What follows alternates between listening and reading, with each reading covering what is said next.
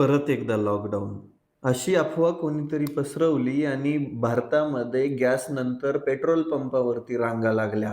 लोकं अक्षरशः हजार-हजार लिटरची टिपाडं घेऊन पेट्रोल पंपावर रांगा लावायला लागली. पण ही अफवा पसरवणारा कोण आहे तो बी सरकार विरोधी माणूस? कोण आहे? त्याला अक्कल तर पाहिजे ना? हं? कोणी पसरवली? हम कोरोना के समय भी एकजुटता से अँटी ऐसी बीजेपी. चुनौतियों का सामना कर चुके हैं। अब हमें फिर से उसी तरह तैयार रहने की आवश्यकता है। झाला गेम. मला वाटलं कोणीतरी विरोधी माणसांनीच अफवा पसरवली काय को. कारण असं काही पसरवलं की बीजेपीचे अंडोले अंडभक्त म्हणतात ना, कोणीतरी बीजेपीच्या विरोधी, देशाच्या विरोधी माणसाने अफवा पसरवली. आता ह्याला काय म्हणताल?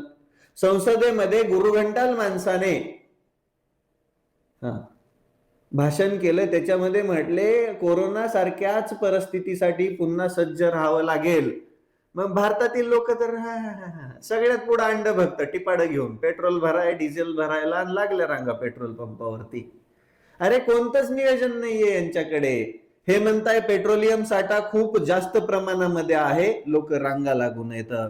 यांच्याकडे नॉन बायोलॉजिकल गॅस फॉर्म्युला होता, काहीच नाही झालं त्याचं. सिंपल सी टेक्नोलॉजी। विचार करायची गोष्ट आहे. आज भारत देशातील सामान्य माणूस अगदी मेटाकुटीला आलाय, त्रस्त झालाय. कोणामुळे?